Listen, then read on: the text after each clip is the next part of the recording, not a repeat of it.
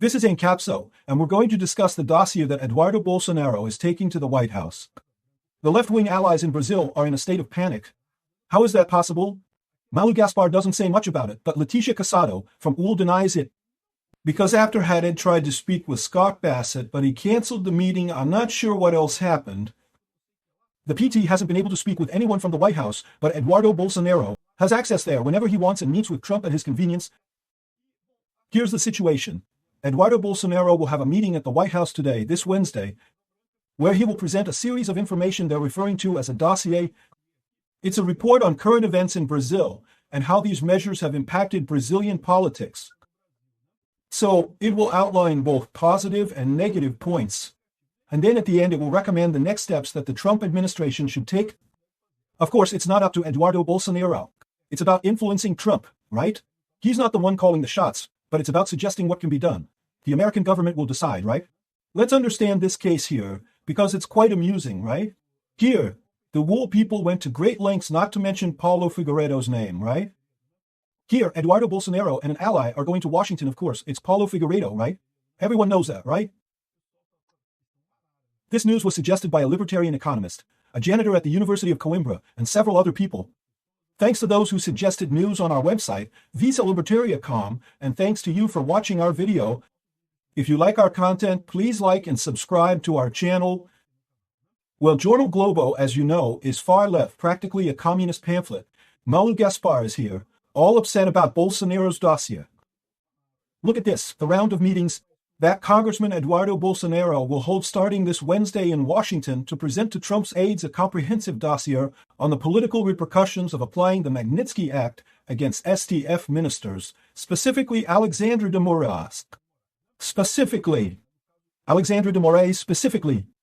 The intention of Jair Bolsonaro's son is to demonstrate that, although the retaliation did not prevent Moraes from ordering his father's house arrest, the measure had effects on the court and in Congress, as the system is, in their words, digesting Trump's offensive.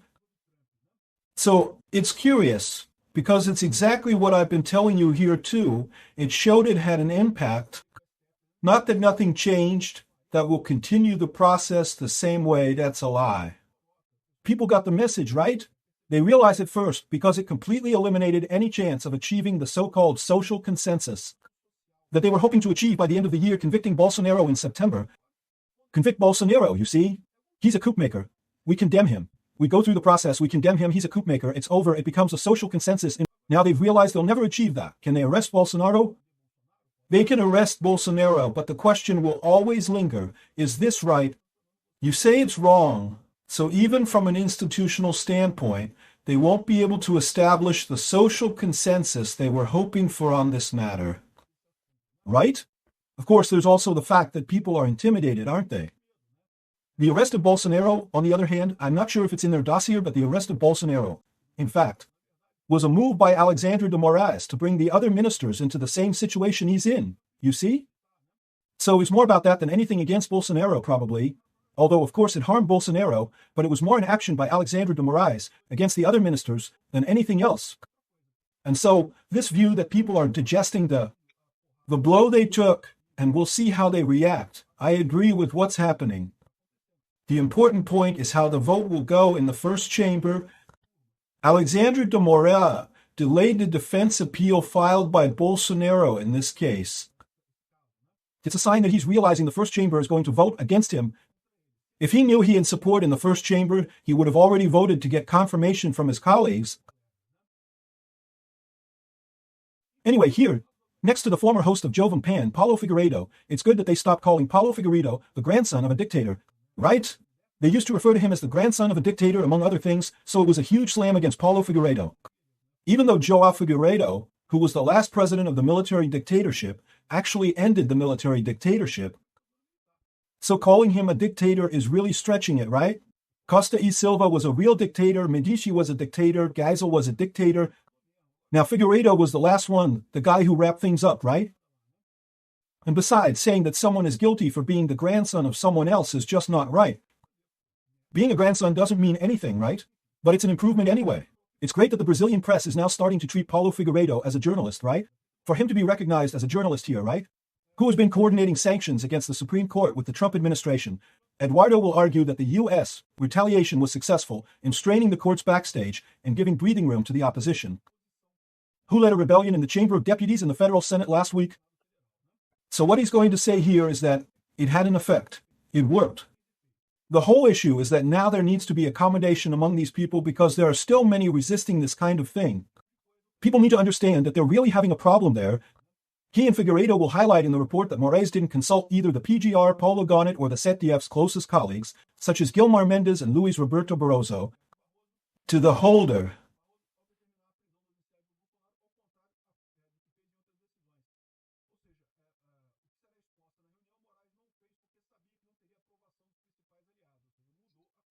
Still within the scope of the Supreme Court, the dossier will feature news reports showing discomfort behind the scenes. The goal is to reinforce to the United States government that the best strategy is to isolate Moraes within the Supreme Court before invoking the Magnitsky Act against other ministers whose visas have already been canceled by Washington. Or in other words, to expect that the system will absorb and accept that Trump does not intend to back down. In this strategy, they certainly aren't saying that here. Malu Gaspar wouldn't say that from here, but certainly the strategy they're going to present in this case. And I agree with their strategy. The best approach in this case is to focus on Alexandre de Moraes, that is to increase sanctions, prohibit Brazilian banks to take such actions against Alexandre de Moraes. This is the most important thing, isn't it? In Eduardo's assessment, the tendency is that Moraes will be isolated in the CF given the signals from the Trump administration, right? It also talks here about Barroso's matter and discusses the issue in the Chamber and Senate. Although the left is celebrating their perceived victory, noting that Bolsonaro lost and failed to comply with the agreement. But the truth is that an agreement was signed by the former Chamber President Arthur Lira, with the opposition behind the current leader's back. By Hugo Moura, provides for the voting on the process that could grant amnesty to those involved in the January 8th attack, up to Bolsonaro, in addition to ending parliamentary immunity. Although Hugo Moura is trying to bring up other matters, attempting to regain control of this, Hugo Moura depends on Arthur Lira, okay? Arthur Lira is Hugo Moura's political mentor, so to speak. So, Hugo Moura is trying to appease the government, trying to avoid having Alexandre de Moraes arrest his father, and so on, but inevitably, at some point, he will have to give in and will have to fulfill this agreement to vote on amnesty. Let's see how long this will take, right? In other words, Eduardo Bolsonaro and Paulo Figueiredo's view is positive. In the end, this was the right decision, wasn't it? Another thing she complains about here is really amusing. Look at this leftist crowd crying. Research conducted by IBESP, a São Paulo-based company without a strong background in research, whose surveys have been driven by Bolsonaro supporters, will also be included in the dossier. See?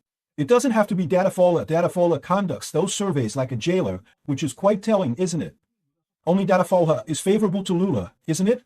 But then look how she slips up here in the story. The data supports the right-wing narrative which, on various fronts, indicates, for example, that sanctions against Moraes via Magnitsky encountered less resistance in society than expected. 42% in favor versus 43% opposed, reflecting a divided society, and it's basically what we're also seeing. I didn't see any Brazilian unhappy with the Magnitsky law in Moraes' case. No, I didn't see anything like that now. Look what she says here, then she gives herself away. Oh, other surveys conducted after the start of the crisis with Trump show different and far less interesting results for Bolsonarism, such as the finding that 72% of the population believes President Trump was wrong to impose tariffs on Brazil, according to Coest. But look, we're talking about two different things. One thing is tariffs. Indeed, the population didn't like the tariffs. Imagine those who are in favor. It's bad for Brazil. There's nothing to say. It's bad for Brazil, these tariffs, right? Now, the Magnitsky law is not bad for Brazil. It's bad for Alexandre de Moraes. For the rest of the population, it makes no difference. So she's comparing apples and oranges here. The tariff, in fact, was never what Paulo Figueiredo wanted, and Eduardo Bolsonaro, right? The tariff came from Trump himself and his team precisely as a way to pressure Brazilian businessmen to pressure the CF in this case. And in that sense, it ended up being the right thing to do, but it actually harms Brazil, right? Anyway, he talks about what the problem is, and IBESP points to Lula as the biggest culprit for Trump's tariffs. It wasn't just IBESP, there were several others. Atlas Intel also came to the same conclusion. People blame Lula more for Trump's tariffs, for Lula's statements at BRICS and so on. It also talks about electoral polls showing Bolsonaro winning. In another scenario, Eduardo appears with 21%, tied with Lula, ahead of São Paulo Governor Tarcísio de Freitas, as published in Globo. He's discussing something here. Apparently there's an internal dispute between Eduardo and Tarcísio. I think this is a waste of time because Jair Bolsonaro will ultimately decide this. I believe the Globo blogger is trying to disqualify and incite a conflict between Eduardo Bolsonaro and Tarcísio. Other polls show different scenarios. Lula leads in all possible first-round scenarios. These are polls that include many right-wing candidates, right? Then, of course, Bolsonaro's numbers drop. A first-round scenario is unrealistic at this point. It's pointless to conduct a first-round scenario poll now. He's complaining here, typical leftist whining, right?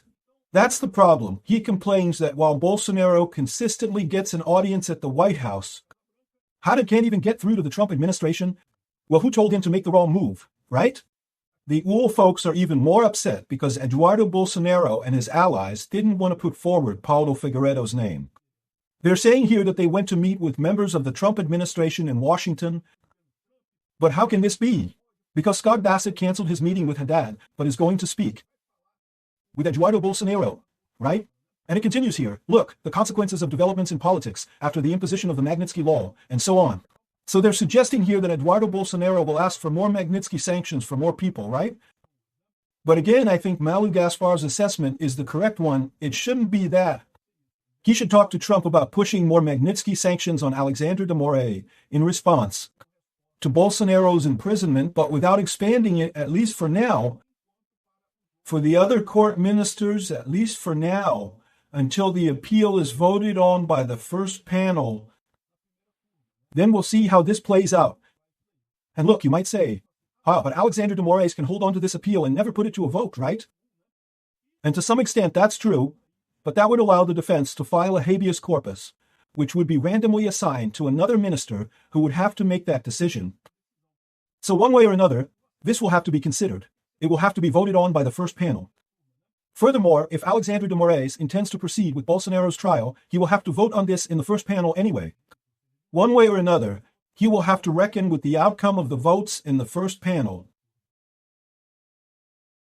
UOL also complains that Magnitsky is applied against major human rights violators, just like Alexandre de Moraes.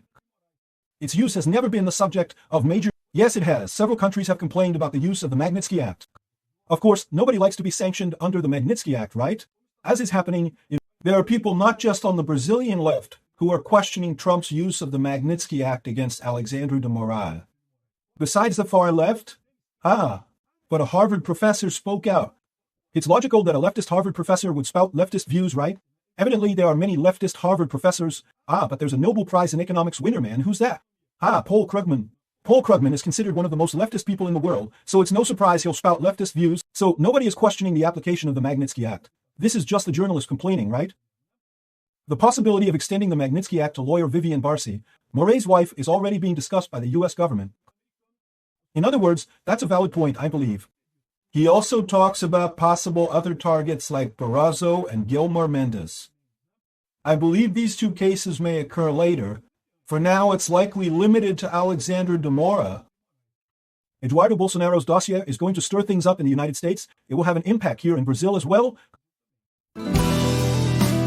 Thank you for watching the video until the end. In addition to liking, sharing, and subscribing to our channel, consider supporting us by becoming a sponsor with amounts starting at $1.99. Click the Become a Member button below to learn about the benefits and terms of sponsoring our channel.